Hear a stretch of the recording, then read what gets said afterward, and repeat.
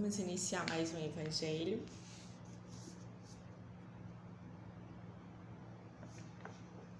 Presença divina. Eis que estou conosco até o fim dos séculos. Jesus.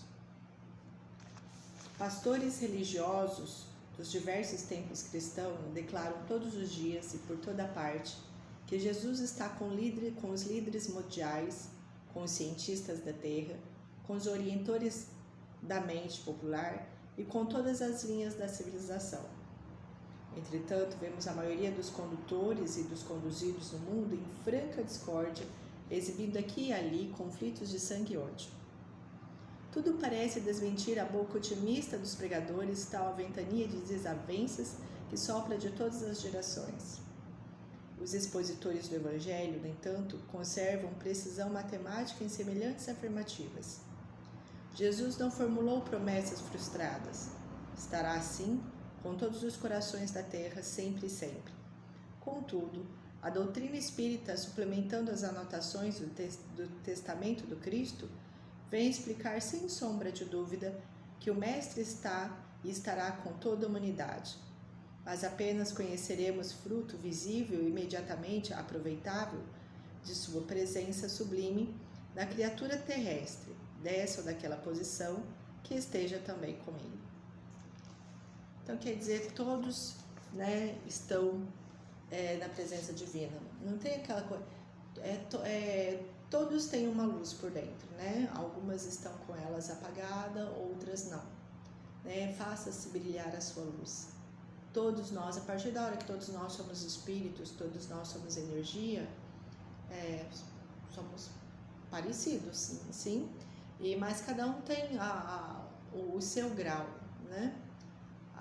Mas o que a gente vê hoje, às vezes a gente vê atitudes, grotescas, bárbaras de alguns semelhantes, que nós também já semelhamos lá atrás e nos evoluímos hoje, e que eles também se evoluirão amanhã, Tem toda essa parte aí incompreensível aos nossos entendimentos. Mas todos nós somos energia e Jesus está com todos, que queira estar com ele, O bem está com todos que queiram estar com o bem, não existe essa seleção, Para você sim, para você não. A gente tem que entender isso, Parar de julgar tanto, Existe sim o certo e errado, mas entender que o sol brilha para todos, Vamos continuar então o Evangelho, aqui a parte aqui a gente está no capítulo 1 e vemos o último item dos 10 mandamentos, Não cobiçarás a casa do teu próximo, nem o seu servo, nem a sua serva, nem o seu boi, nem o seu jumento, nem outra coisa alguma que lhe pertence. Então não cobice o que os outros têm, porque o que os outros têm foi conquistado de acordo com o que os outros quis, E o que você tem é conquistado de acordo com o que você conquistou, Vamos ser claros assim. Então a gente não tem por que cobiçar o que os outros conseguiram,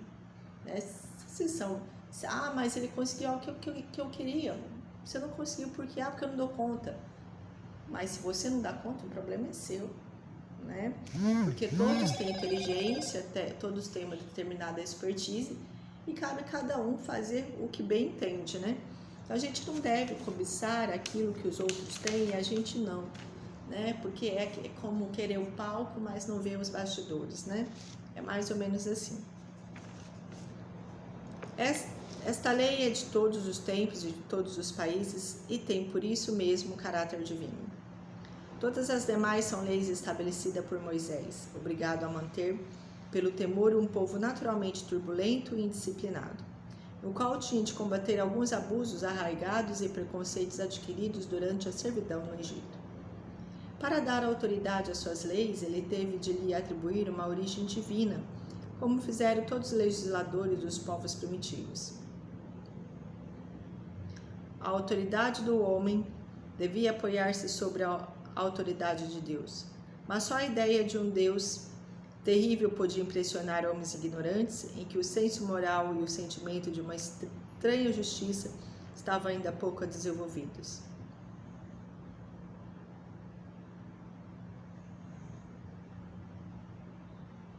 É evidente que aquele que havia estabelecido em seus mandamentos não matarás e não farás mal ao teu próximo, não poderia contradizer-se ao fazer do extermínio um dever. As leis mosaicas, propriamente ditas, tinham, portanto, caráter essencialmente transitório. Então, naquela época, né, Moisés, às vezes, fora dos 10 Testamentos, né, que a gente diz lei divina, né, existem outras leis que eram colocadas, né, por Moisés para aquela época, para aquela civilização. Então, eles acreditavam, devido ao respeito que tinha a pessoa dele, né, e o medo, né, também. Então, eles acreditavam a partir da hora que falava que era um anúncio, né, divino, as pessoas temiam um pouco mais, né? Temiam 100%? Não, porque senão muitas coisas deixariam de existir, né? Se as pessoas temessem de fato, naquela época 100%, muita maldade não existiria. Mas eram colocadas as leis de acordo com havia a necessidade daquela época, né? Como vai passando o tempo e as necessidades vão se modificando, né? E as leis em si também vão se modificando de acordo com o que deve se adaptar a ela. Vamos lá, Cristo. Jesus não veio destruir a lei, o que quer dizer a lei de Deus. Ele veio cumpri-la, ou seja, desenvolvê-la, dar-lhe o seu verdadeiro sentido e apropriá-la ao grau de adiantamento dos homens. Eis porque encontramos nessa lei o princípio dos deveres para com Deus e para com o próximo, que constitui a base de sua doutrina. Quanto às leis de Moisés propriamente ditas, ele, pelo contrário, as modificou profundamente, no fundo e na forma. Combateu constantemente o abuso das práticas exteriores e as falsas interpretações, e não podia fazê-las passar por uma reforma mais radical do que reconduzindo-as a essas palavras: amar a Deus sobre todas as coisas e ao teu próximo como a si mesmo, e acrescentar: esta é toda a lei e os profetas. Então, nós estamos aqui, né, para evolução. De acordo com a evolução do espírito, ele vai entendendo, né, que o que é para a gente torna-se algo muito difícil é algo muito natural. E a questão de compartilhar sentimento num todo para um espírito evoluído é algo natural. Para nós, ainda que está em evolução, é algo assim de difícil possibilidade, né? Mas no espírito natural, que já está bem entendido em relação à sua verdadeira forma, é algo extremamente natural.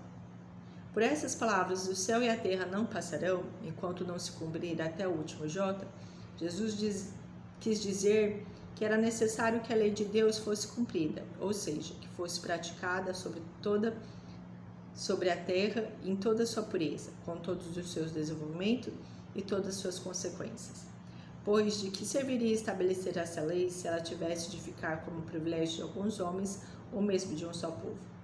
Todos os homens, sendo filhos de Deus, são, sem distinções, objetos da mesma solicitude. Então, tudo, né, no planeta está apto para todos, né? Não existe a questão de para você sim, para você não, né? A gente tem que entender isso, né? É uma completa harmonia, né, geral, né, que a gente não consegue compreender. Evoluir, né? Evoluir sempre. Primeiro a gente tem que fazer isso dentro da gente, né? Esquecer um pouco de apontar os dedos aos nossos semelhantes, esquecer de ficar vendo os nossos critérios, de ver os defeitos alheios, quando nós temos bastante defeito, né? Porque a nossa reforma íntima é uma coisa extremamente muito difícil. A gente tem mania de fazer reforma íntima quando a gente está na adolescência, né? Esquecendo que ela é muito boa quando a gente passa dela também, né? Aquela construção, aquela facilidade que a gente tem de se transformar na nossa adolescência é a mesma facilidade, na verdade, que se a gente quisesse, a gente nos transformaria depois, né? E é fácil mudar as atitudes e os hábitos a partir da hora que a gente quer fazer isso. Vamos agradecer mais um momento de agora, né? Muito obrigada, Senhor, pela orientação. Que seja feita sempre a sua vontade, não a nossa, iluminar os nossos corações e os nossos pensamentos. Pai amado, Jesus querido, santificado venha a nós, vosso reino de misericórdia, se na terra como no céu. Pão nosso de cada dia dai-nos hoje, perdoa, Senhor, as nossas dívidas, na mesma medida e forma que nós perdoarmos nossos devedores, não nos deixando sucumbir a essa tentação, mas livrai-nos da prática de todo mal, e assim seja.